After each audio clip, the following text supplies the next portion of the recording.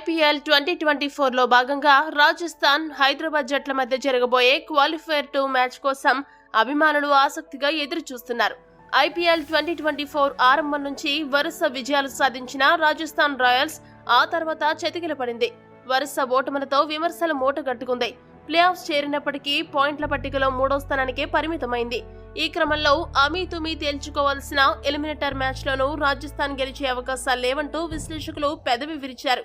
Star opener Jos Buttler స్వదేశానికి వెళ్లిపోవడం, యశస్వి జైస్వాల్ స్థాయికి తగ్గట్లు రాణించకపోవడంతో రాజస్థాన్ ఓటమి ఖాయమని అందరూ అనుకున్నారు.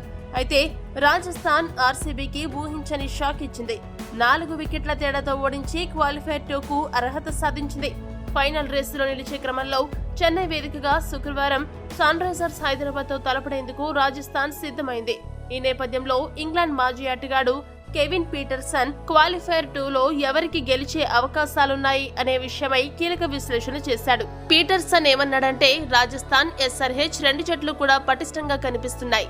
రెండు జట్లు కూడా మంచి ప్రదర్శన చేసి ఇక్కడి దాకా వచ్చాయి. రెండు జట్లు కూడా అద్భుత ఆటగాళ్లను కలిగి ఉన్నాయి.